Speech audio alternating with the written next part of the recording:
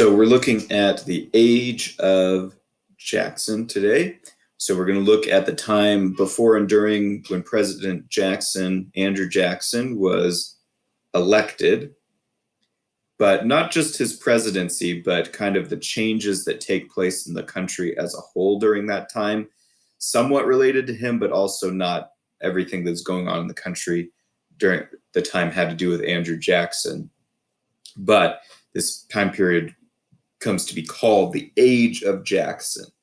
And Andrew Jackson, for good or bad, contributes to the modern presidency in a few significant ways that we'll point out as well. But we were going to look at how did the presidency of Andrew Jackson represent a change in American politics and history. So during the Age of Jackson, here's kind of the things that are going on that the time period comes to be known for. One major one is a focus on the West. There's this idea of moving west, of expanding west. Remember last time we talked about the Monroe Doctrine, that the powers of Europe were pretty much asked to stay out of the West, stay out of the this hemisphere, the North American and even really the South American hemisphere. And the whole plan was for the expansion west. Now, this is at this time, railroads are going to start to become relevant, start to enable that kind of distant travel, and that's going to involve expansion west as well. People are also settling Western lands and kind of filling out those areas. We saw that a little bit in terms of Missouri becoming a state and states, and the land from Louisiana Purchase above Missouri and the land below the line of the 3630 line, that was thought that Texas would come in, other states would join eventually as well. And then moving to where we are today in California. So there's this expansion of the West, and there's problems with that politically with other countries. We'll see that with Mexico, some of the issues with Mexico as well, and other countries have land claims there, but also there's the problems involved with there are tribes of American Indians that are there as well that have land claims in those areas. So there's going to be a tension and some issues that come up with this. Now, there's also an increase of population during this time. America gets bigger in terms of the amount of people who are in it, goes from 12.8 million in 1830 to 23.1 million in 1850. So within the space of about 20 years, there is an expansion of millions of people just in the population itself. There's also the expansion of what's called universal suffrage. Now, suffrage is the ability to vote, participate politically, run for office, vote. But voting was dependent on land ownership during this time, which may be kind of strange and distant to us, but the idea was that, to have a say in the government was not for everybody. And there's some warrant to think that. I mean, that there is truth to that, but not on that same basis. So landowners, people who had a stake in land and had, were entitled to have a say over the government. Now, this was males and free men, so it ended up being white males. Okay. Now, where did voting come from initially? How did that come to be a part of government? Because you had kings and you had emperors and princes and rulers who were established over territories, and most of the normal people did not participate in politics. Politics was seen as something of the aristocracy, not of the everyday people, or even kind of people who were advanced in some ways, but were not invited to participate in political decisions a lot of the time. So, where did this come from? Well, in especially Europe, after the fall of the Roman Empire and as Europe developed over that next 1,000 years, you have several smaller kingdoms. Now, these kings are in charge of these territories and they're trying to exercise their rule and control. And they ask for tax money, and they can ask for, or even in some cases require, the men of their country to go to war on their behalf for their land claims and political purposes. But if people didn't like that, it was more of an option than it had been with the Roman Empire to try to exit and go to a place where taxes were lower and where the kings did not go to war as frequently. So there was this pressure put on kings and princes and emperors to start to work with the people a little bit, to exchange rights for taxes. And so this starts to develop, and then exchange voting rights for conscription. And conscription is when the government forcibly sends people to war. So what they negotiated out in Europe, and the kind of came to be the norm over some time, was that those who were being sent to war involuntarily by force were also the ones who would receive a say in the government. These would be, most cases, land-owning males. We could say white males, but in Europe, yes, I mean, that's kind of the default, right? There's not as much, there's a somewhat of a racial distinction, but not kind of as we think of it today, but more of an ethnic or cultural distinction. And there wasn't the diversity that there as we think of in America today, or America even in the time of Jackson. So males who were being conscripted started to get somewhat of a right to vote. Why didn't women have the right to vote? Because women were not being, number one, and there were other reasons, justifications given, but women were not being primarily sent to war. Women were not being the ones sent to war, so they were not, and they could own land in some limited circumstances, but since they were not being sent to war, they were not given the right to vote. And you had to be a free man, and you had to own land. So during Jackson's time, what you start to see is an expansion of what's called suffrage, not just to landowners, but to all free men. Now I have there white males, but free men was a little bit broader than just that. Now, okay, what about people who are slaves? No, they can't vote. What about people who are women? No, they cannot vote because they're not, because the same conditions still applied. But after the Civil War, Black men are allowed to vote. Former slaves, according to the 15th Amendment, are allowed to vote. Slavery is brought to an end in that sense. And then in 1920, on the national level, women are allowed to participate in the vote. So about 100 years ago. Now, women could vote regionally and locally on the state level before 1920 in many states and places.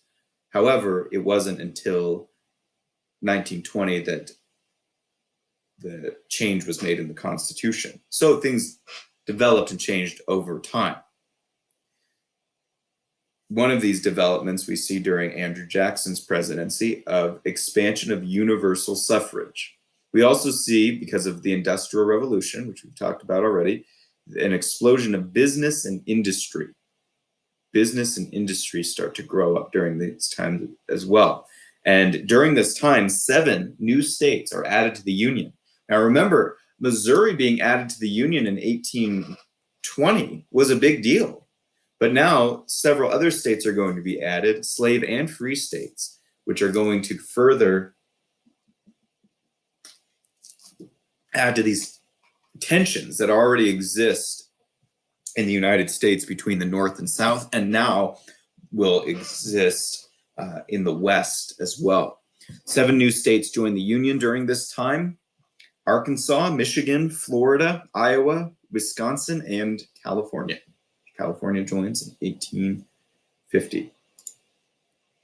So, important men during this time, we looked at James Monroe, his presidency. After him, his Secretary of State, John Quincy Adams, son of the second president, John Adams, and also the revolutionary patriot, John Adams. John Quincy Adams is not known as a very successful president. However, he was a hugely important Secretary of State, major proponent against slavery, served in the House of Representatives. All sorts of different things were done by John Quincy Adams, besides being president, but he is a president who gets elected in competition with Andrew Jackson, and there was actually some debate over really who won this election. So people had issues of who won the election earlier in American history as well. So it's not a new concept necessarily. And then Andrew Jackson becomes president. Okay, so there is a kind of interesting thing that happens with the election of 1824. The Electoral College had basically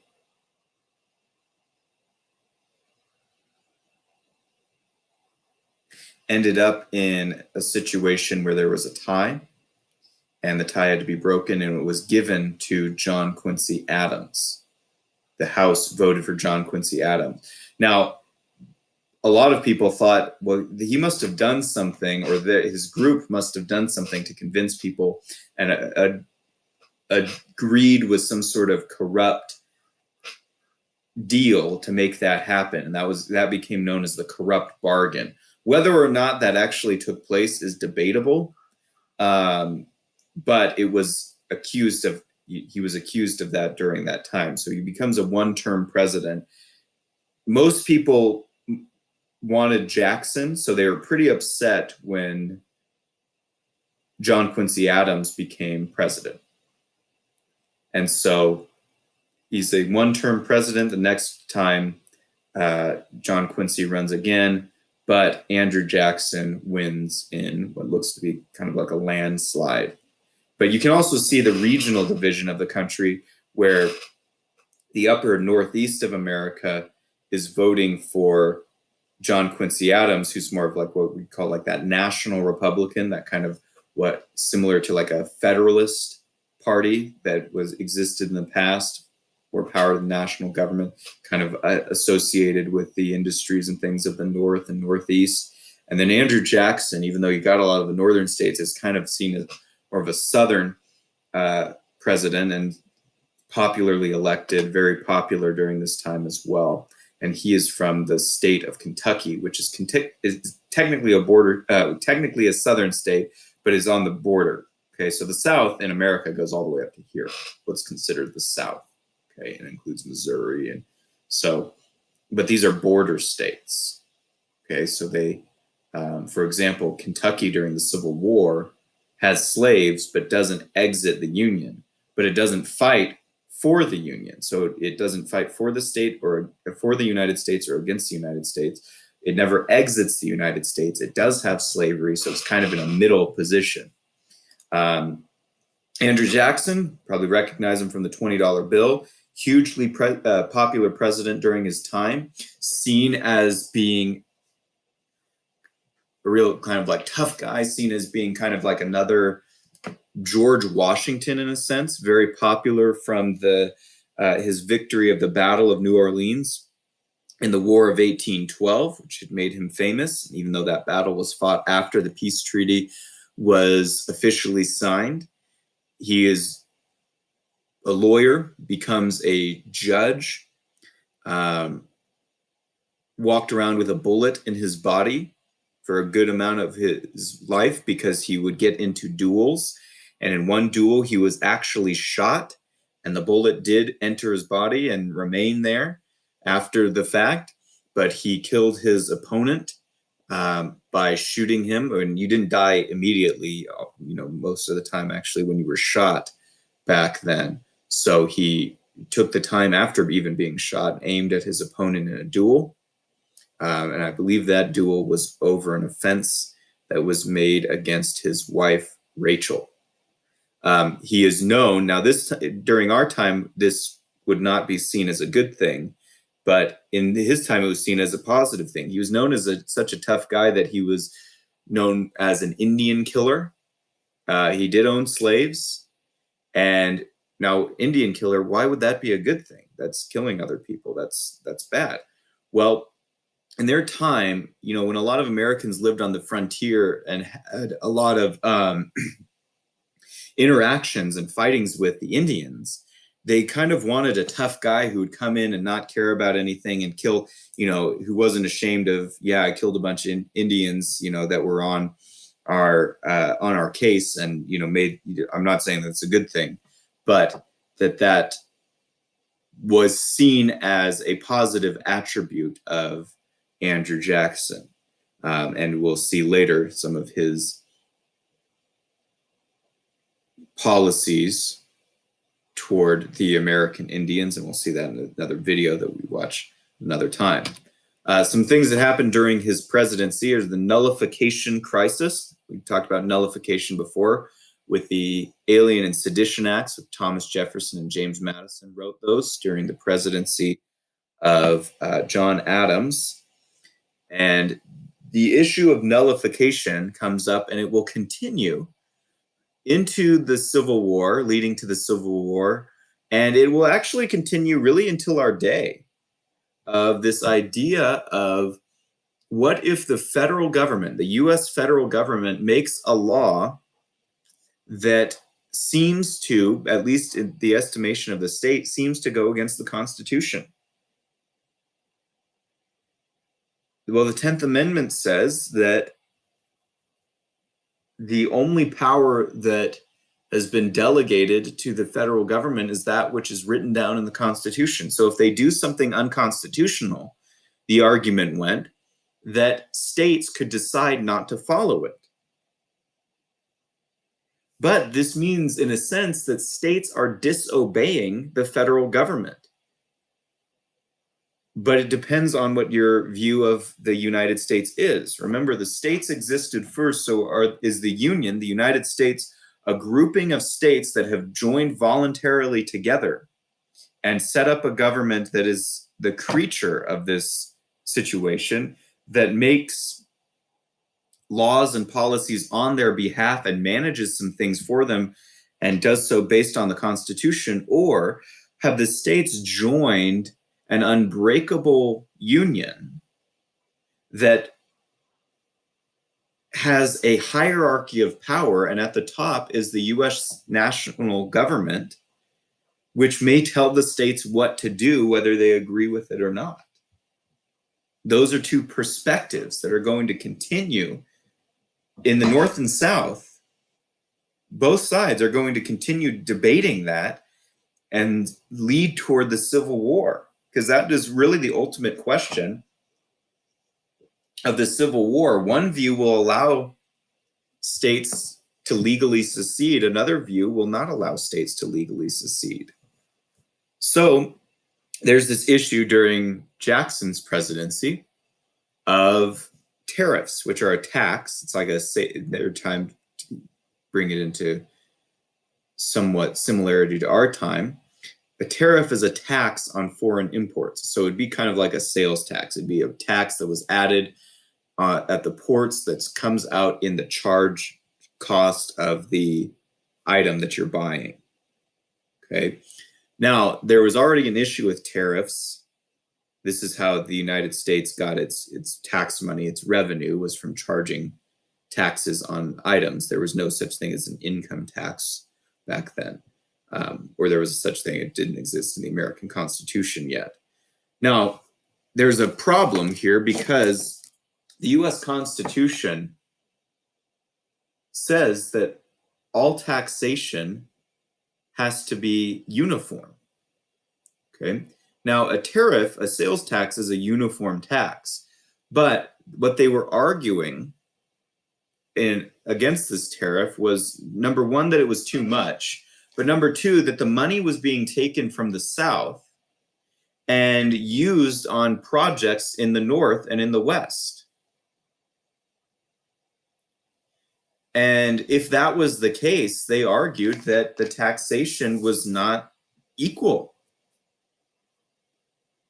Article 1, Section 8 of the Constitution says the Congress shall have power to lay and collect taxes, duties, imposts, and excises, to pay the debts and provide for the common defense and general welfare of the United States. But all duties, imposts, and excises shall be uniform throughout the United States, meaning they had to be taxed in a uniform way. They felt like they were being taxed more because in a farming economy, they make cotton and other things and then sell that to other places in the United States and other places in the world.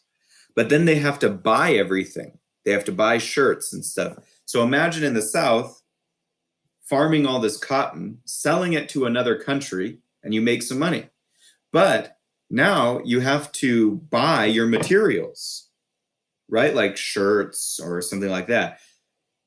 Now, the cotton comes back into the United States and is bought by these manufacturers who are going to, in the North, who are going to make shirts. But then they're going to, because of the tariffs, the tax, they're going to sell you a shirt that includes cotton that came from the South, and you're going to have to pay more for it. So you're going to have to pay more for that.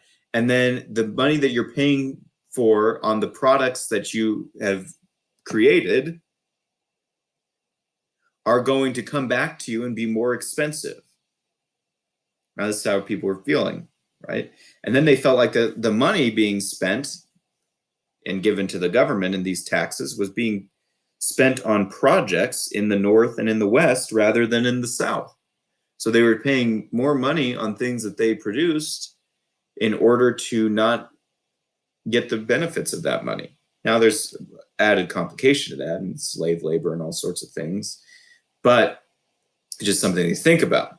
So the tariff of 1828 was imposed. Now this was called the Tariff of Abominations in the South by people who didn't like it.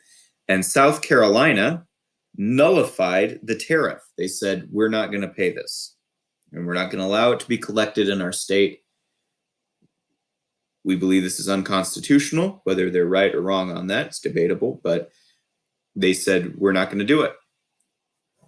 Andrew Jackson, even though he's a Southerner and a slave owner, did say, was opposed to this view that the states could not follow what the federal government said it was going to collect in taxes. And so he says that he personally threatens to take the army into the state of South Carolina and hang everybody who refuses to participate and forcibly collect the money from them. South Carolina is getting ready for this as well because they're like, okay, if you're going to bring in the military to our state, you constitutionally don't have the right to do that because the Constitution says in Article 4, Section 4, that the U.S. government may not enter the state with military force unless they are invited by the government of that state. And the South Carolina government does not invite Andrew Jackson or the U.S. Army or the U.S. government to enter in here with military force. In fact, South Carolina government wants to stand up to them doing that. But Andrew Jackson uses the example of an earlier president who did not only threaten, but in actuality take the army and lead them into the state of Pennsylvania unconstitutionally, because the state of Pennsylvania did not invite the federal government to do that, did not ask for its help. And that previous president, also military general, was George Washington. So you see, George Washington's example is being used to justify presidential actions that are debatably unconstitutional. It will also be used as a precedent for Lincoln later.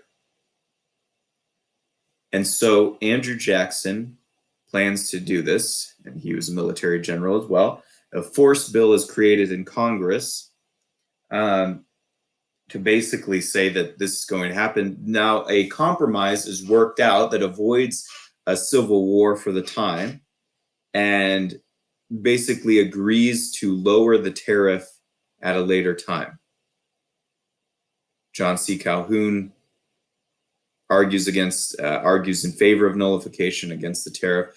And then, so civil war is avoided. The federal government did not enter the state of South Carolina. South Carolina paid the tariff, but they agreed to lower the tariff at a later date. Now, these tariffs are an overlooked thing that do come up again later on with regard to the Civil War, because that's even what Lincoln says in his inaugural address, the first speech that he makes as president. He mentions slavery and says, I have no interest in ending slavery. He also says, I have no interest in forcing states that have exited. I don't want to go to war against them. But he says that the one thing that he will go to war for is to get these taxes paid by the states that have exited.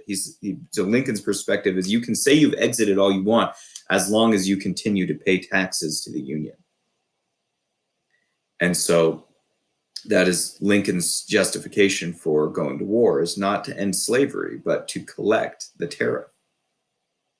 And so the force bill is made, but it comes to nothing as a compromise is worked out. Civil war is avoided for the time, but you can see even in this time of the 1820s leading into the 1830s, the Civil War is becoming more and more probable. South Carolina sees this as a victory, and in response to the force bill, they nullified the force bill. It was meaningless because it wasn't going to be enacted anyway, but they said, we don't acknowledge the force bill. Now, Jackson also, his policy toward the American Indians, the Cherokee, come up as well. During this time, the Cherokee Nation is having issues with the state of Georgia because of the treaties of their contract of their land and where they lived, and whether that land was land of a sovereign nation, like another country, or whether they were in the United States and in Georgia, and it meaning that they had to follow the laws of the United States and Georgia. So there are two cases that come out of this that end up before the United States Supreme Court eventually. And one is the Cherokee Nation versus the United States, and one is Worcester versus Georgia. Now, the Cherokee Nation is known as, and I didn't put this name on it, but is known as one of the 5 civilized tribes. Now, what that means is they had a developed and written language, they had a government, they had a constitution, and their constitution actually follows similarly to the U.S. Constitution. So there's a lot in common and a lot that they appreciate and borrow from the U.S. Constitution. And they're a pretty developed unit of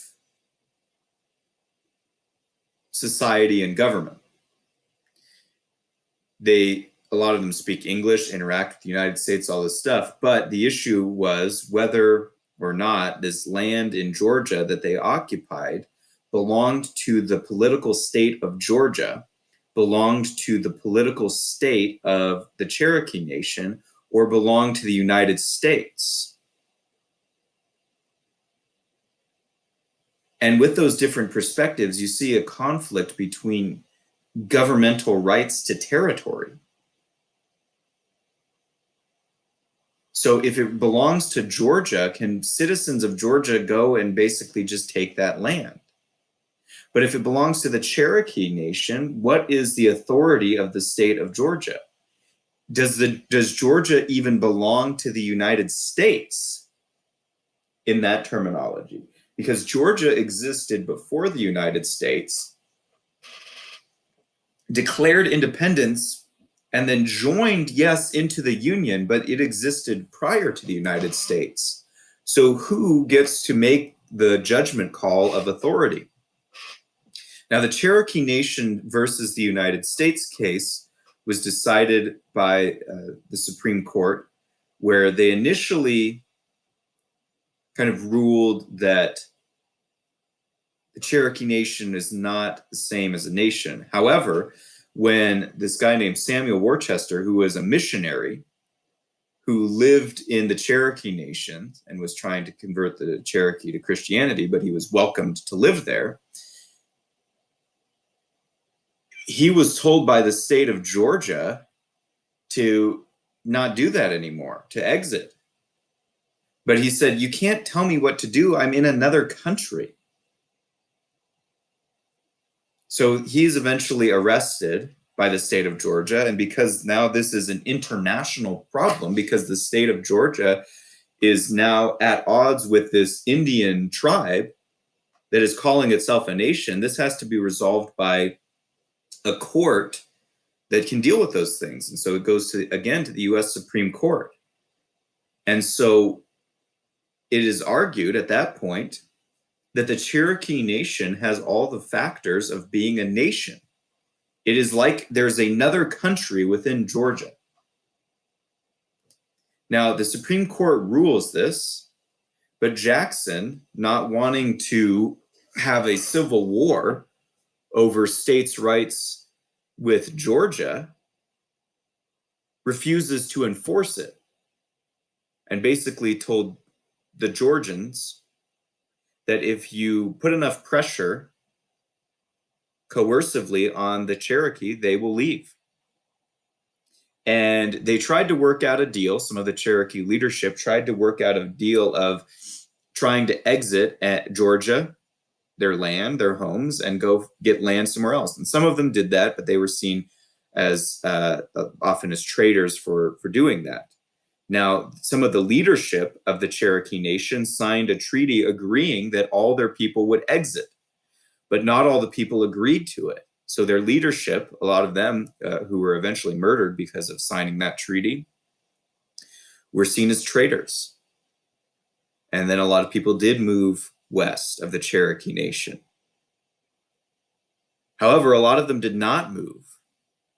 So the United States government, under the Jackson administration, and the Congress allowed for what was called the Indian Removal Act of 1830, that allowed the Georgia, with the help of the United States government, to come in and forcibly take these people and walk them out of Georgia. Now, a lot of these people had stayed behind and thought that they could just kind of hold their ground, but they weren't able to do so.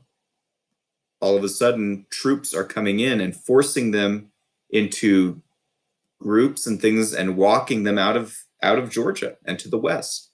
And they're not ready to go. They don't have anything but the clothes on their backs or anything. They had to leave everything behind.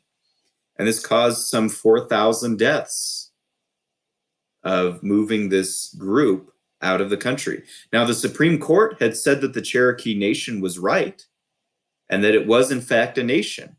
But it doesn't always matter if just the Supreme Court makes a declaration unless it's actually backed up. So 5 tribes, the Cherokee, the Muskogee, the Seminole, Choctaw, and the Chickasaw, were involved in this. And they were viewed as the 5 quote unquote civilized tribes. So the Supreme Court decision in Worcester versus Georgia acknowledged Cherokee sovereignty. John Marshall, the Chief Justice wrote the opinion for the court, and he said the Cherokee Nation then is a distinct community occupying its own territory in which the laws of Georgia can have no force. The whole intercourse between the United States and this nation is, by our Constitution and laws, vested in the government of the United States, which means to do this against the Cherokee Nation by the judgment of the Supreme Court was an international act of war against a foreign nation. However, the Congress and the presidency did not go along with the Supreme Court. Now, that doesn't mean the Supreme Court in all of its declarations is always right either, as we're going to see with the Dred Scott case. But you can see that these interactions between these different governments, the Cherokee Nation, the United States, and the government of Georgia, and the interaction of the U.S. government itself brought about this result, that even though the Cherokee were officially said to be right, that they were a foreign nation, that they were still forced out of the land, causing some 4,000 deaths. Jackson refused to enforce it. Fear of tension between Georgia and federal troops. If Jackson did enforce the actions of the Supreme Court, the judgment, I should say, of the Supreme Court, and said the U.S. government is going to protect the Cherokee from the state of Georgia, that might have led to civil war. And so he, instead of just ignoring it, actually helped with the Indian Removal Act, send troops to remove the Cherokee from their land. Jackson's also famous for veto of Bank Bill of the United States. This is arguably, there are different perspectives on whether or not this was good or bad. But what's likely that even if this is a good thing, that getting rid of this government monopoly of the banking system and vetoing the charter for the Bank of the United States, so that all the problems that we've talked about before about the inflationary printing of money and all those things, Jackson didn't do so because he believed it was unconstitutional or not a good idea, or because he studied the issue economically and thought that it was bad for the United States. It's pretty obvious he did so for more personal reasons. So you could maybe say in this case, he may have done the right thing for the wrong reasons. He may have done the wrong thing for the wrong reasons. But he did so based on more personal political concerns rather than the merits of whether the Bank of the United States was a good idea or not. But in doing so, it did have an impact that is arguably, depending on economic perspective, arguably positive not to have that government centralized bank in renewing the Bank of the United States. So Jackson did get rid of that. But this cartoon was made of him, of King Andrew, with his holding his veto and standing on the Constitution, that basically he's accumulated for himself the